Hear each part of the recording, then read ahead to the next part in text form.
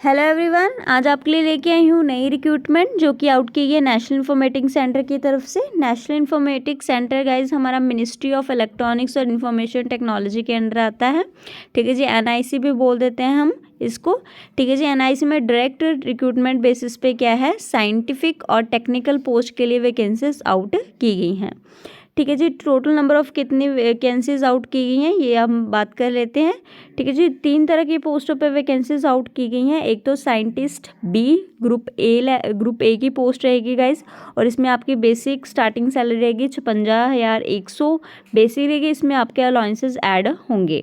ठीक है जी, second post है साइंटिफिक ऑफिसर और इंजीनियर। ठीक है जी, ग्रुप बी की पोस्ट रहेगी और इसमें आपकी जो स्टार्टिंग बेसिक सैलरी रहेगी वो 44,900 रहेगी। इसमें आपके अलाउंसेस ऐड होंगे। ठीक है जी, और थर्ड नंबर ऑफ पोस्ट जो आउट की गई है वो है साइंटिफिक टेक्निकल असिस्टेंट की पोस्ट है गाइज ये। ठीक है, ये भी ग्रुप बी ही की पोस्ट है और इसमें आपकी जो बेसिक स्टार्टिंग सैलरी रहेगी वो 35,400 बेसिक रहेगी। इसमें अलाउंसेस आपके ऐड होंगे। ठीक है जी, टोटल नंबर ऑफ वैकेंसीज की बात कर ले गाइज, तो जो साइंटिस्ट बी है, ठीक है, ग्रुप ए की, उसमें total number of vacancies 71 out हुई हैं और साइंटिफिक ऑफिसर इंजीनियरिंग की 196 पोस्ट आउट की गई हैं और साइंटिफिक असिस्टेंट की 331। ठीक है जी, इनको अलग अलग कैटेगराइज में भी कैटेगराइज किया गया है, उन्होंने किया है। ठीक है, आप अपनी कैटेगरी के अकॉर्डिंग अपने वैकेंसीज चेकआउट कर सकते हो। उसके बाद एजुकेशन क्वालिफिकेशन क्या रहेगी गाइज, उसका क्या सिलेक्शन प्रोसेस रहेगा वो सारी डिटेल दूंगी वीडियो में। लास्ट तक वीडियो को ज़रूर देखिएगा। उससे पहले गाइज, अगर आप मेरे चैनल पे न्यू हो और आप ऐसे ही रिक्रूटमेंट अपडेट्स की जानकारी चाहते हो तो जल्दी से नीचे सब्सक्राइब बटन लगा है उसको दबा लीजिए। बेल आइकन को दबाना मत भूलिएगा ताकि ऐसी कोई भी नई रिक्रूटमेंट आए या उससे रिलेटेड कोई भी इंपॉर्टेंट अपडेट आए उसकी जानकारी सबसे पहले आप तक पहुँच सके। तो बात करते हैं गाइज एजुकेशन क्वालिफिकेशन की। जो ग्रुप ए की पोस्ट है गाइज साइंटिस्ट की, ठीक है, उसके लिए उन्होंने bachelor degree in engineering, bachelor in technology, ये उन्होंने अलग अलग तरह की सारी क्वालिफिकेशंस बता रखे हैं गाइज। इसमें से अगर आपके पास एक भी डिग्री है तो आप अप्लाई कर सकते हो। ठीक है, चेक कर सकते हो आप। ठीक है, master degree in computer application भी उन्होंने बोल रखी है। बाकी एमई एमटेक, ठीक है जी, मास्टर डिग्री इन फिलोसफी, ये सारा बता रखा है। बाकी उन्होंने फील्ड भी है गाइज। ठीक है, आपकी जो भी डिग्री है ऊपर वाली जो ये सारी डिग्रीज बता रखी हैं। ठीक है, ये नीचे वाले ट्रेड्स में होनी चाहिए। ठीक है, या तो कॉम्बिनेशन में हो सकते हैं ट्रेड या फिर सिंगल ट्रेड में भी आपकी ये डिग्री हो सकती है। ठीक है, तो आपके पास अगर इस ट्रेड में, ठीक है, डिग्रीज अवेलेबल है जो ऊपर उन्होंने बता रखी है तो आप अप्लाई कर सकते हो साइंटिस्ट बी के लिए। ठीक है, बाकी जो सेकंड और थर्ड पोस्ट थी गाइस साइंटिफिक ऑफिसर की और साइंटिफिक असिस्टेंट की। ठीक है, उसमें उन्होंने BSc, MS, MCA, BE, BTech मांगी हुई है। ठीक है, इन फील्ड में जो नीचे बता रखे हैं उन्होंने। ठीक है, सिंगल आपके पास भी सिंगल सब्जेक्ट भी हो सकता है और इनका कॉम्बिनेशन भी हो सकता है। ठीक है, तो अगर आपके पास ये है तो आप अप्लाई कर सकते हो साइंटिफिक ऑफिसर या फिर साइंटिफिक असिस्टेंट के लिए। ठीक है, ये तो एजुकेशन क्वालिफिकेशन की बात होगी गाइस। अगर उन्होंने ये भी बता रखा है गाइस एक्सपीरियंस इन्होंने नहीं मांगा है, रिक्वायर्ड नहीं है एक्सपीरियंस। ठीक है जी, तो इसमें आपका एक्सपीरियंस नहीं रहेगा। एज क्राइटेरिया की बात कर ले गाइस, तो अगर आपकी एज क्या है, अनरिजर्व्ड कैटेगरी की बात कर लें तो 30 इयर्स तक आप अप्लाई कर सकते हो। अगर आपकी एज 30 से कम है तो आप अप्लाई कर सकते हो। बाकी SC ST वालों को लिए 5 साल का क्या है एज रिलैक्सेशन मिल जाता है। तो अगर आप 35 साल के से कम आपकी एज है तो आप अप्लाई कर सकते हो। ऐसी OBC वालों के लिए 3 साल का रिलैक्सेशन होता है।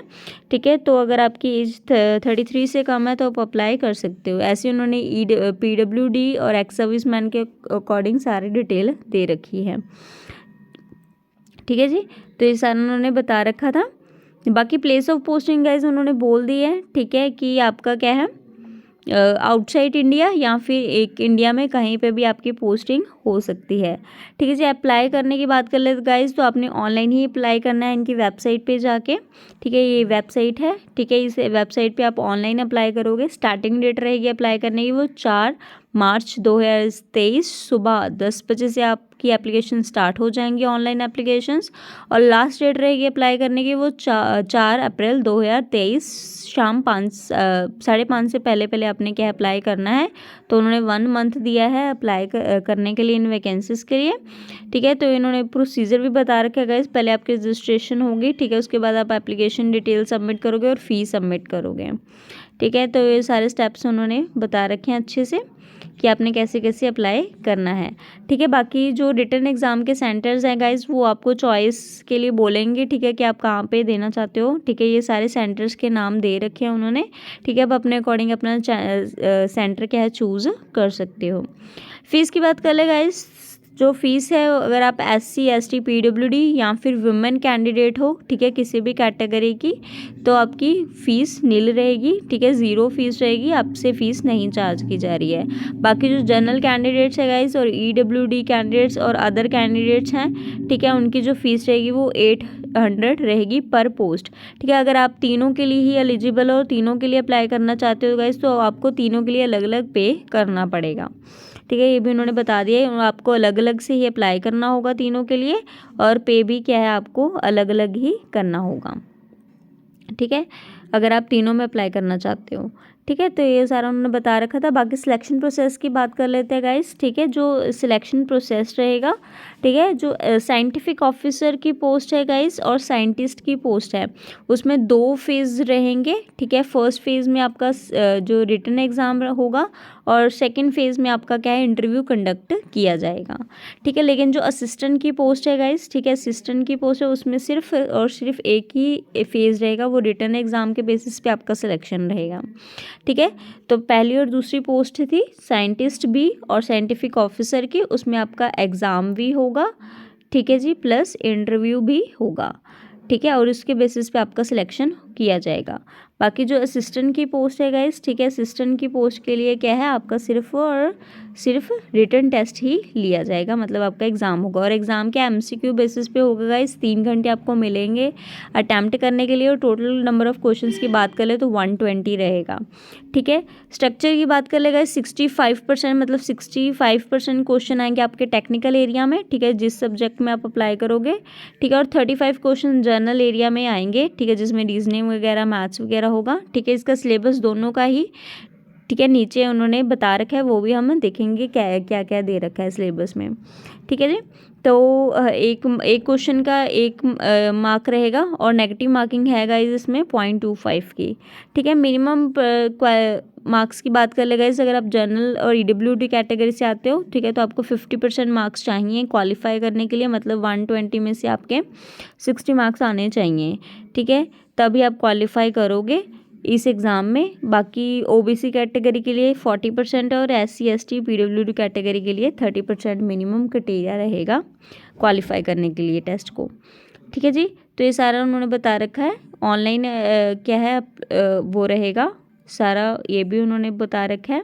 ठीक है, इंटरव्यू के बारे में पूरी इन्फॉर्मेशन दे रखी है उन्होंने यहाँ पे।